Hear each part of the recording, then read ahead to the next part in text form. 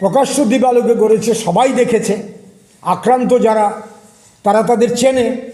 তো এইভাবে তারা গিয়ে এটা করেছে। তো আমাদের বক্তব্য হচ্ছে কি চলছে এটা। আমরা দেখলাম আগরতলা শহরে আমরা কাশারিপট্টিতে আক্রমণ দেখলাম, আমি গত 15-20 দিনের ঘটনা। তারপরে আমরা নরসিংগড়ে শক্তিশালী বোমাবাজি করেছে, গোটা এলাকা কেঁপে উঠেছে। এবং এখন যে ঘটনাটা ঘটল, গতকাল যে ঘটনাটা ঘটল মোহনপুরে, তো এ তো যুগসূত্রতা আছে। তো সরকার কোথায়? সব জায়গাতে আমরা একই কথা বলছি যে স্বরাষ্ট্রমন্ত্রী, মাননীয় মুখ্যমন্ত্রী নিচে কোথায়? পুলিশের ভূমিকা কি জানতে চাই আমরা। পুলিশকে আমরা জানিয়েছি, সবগুলো ঘটনা জানিয়েছি, কাশারিপট্টি থেকে আরম্ভ করে আমরা অনঙ্গনগর, দ্যাট মিন্স নরসিংগড় এবং মোহনপুর, এই যে আক্রমণ আমরা জানিয়েছি। পুলিশ কাশারিপট্টিতে তো পুলিশ পৌঁছেছিল, পুলিশের সামনেই করেছে, কিন্তু গ্রেপ্তার নেই। নরসিংগড়ে গ্রেপ্তার নেই, মোহনপুরে গ্রেপ্তার করলো না। হ্যাঁ, একটা ডে লাইটে এই আক্রমণটা করছে, ব্রড ডে লাইট, গ্রেপ্তার নেই। তো আইন শৃঙ্খলা কোথায়? ওই কেন্দ্রের বিধায়ক যদি বলেন, অস্বীকার করেন যে আমি তাদের চিনি না, জানি না, মানতে হবে, তাইলে ব্যবস্থা গ্রহণ করুন।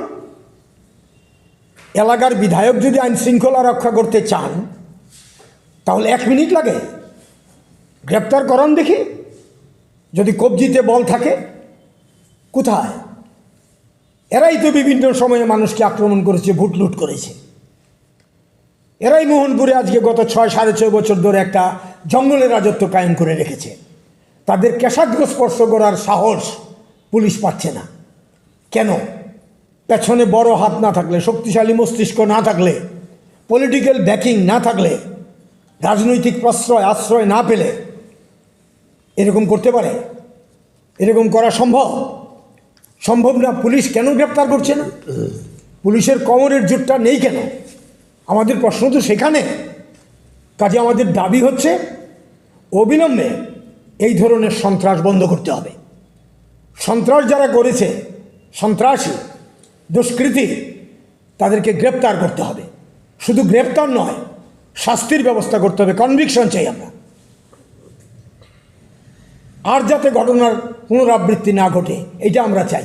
মিটিংয়ে যেতে পারবে না, ডিওএফআইয়ের মিটিংয়ে আমি যেতে পারবো না, কৃষক সভার মিটিং করতে পারবো না, সিআইটিউর মিটিং করতে পারবো না, সিপিআইএমের মিটিংয়ে যেতে পারবো না। এটা কোন দেশে আছি আমরা? কোন দেশে আছি আমরা?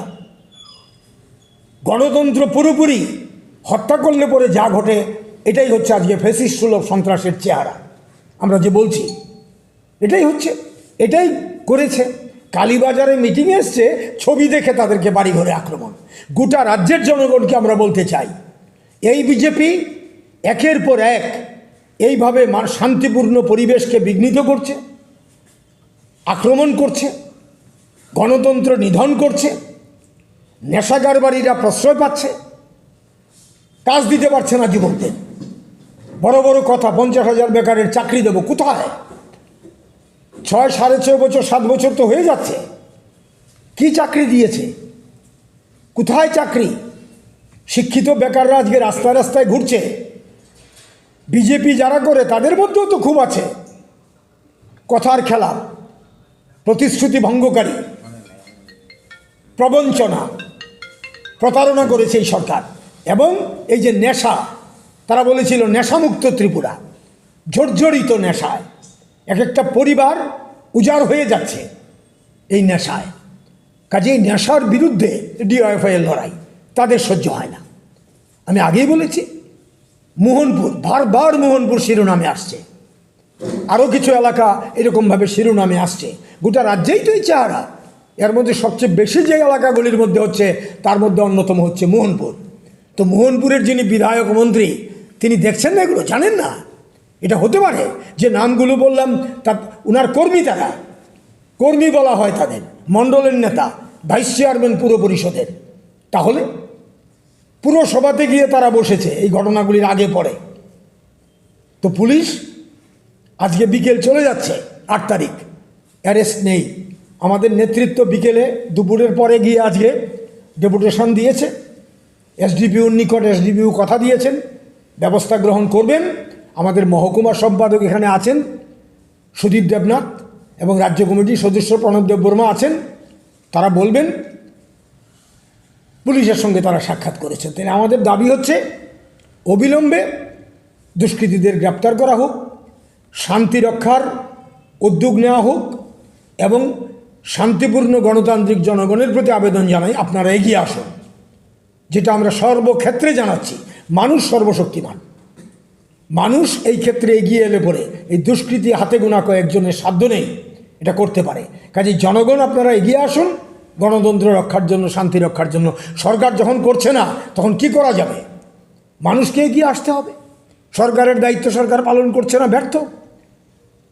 এই হচ্ছে আমাদের বক্তব্য।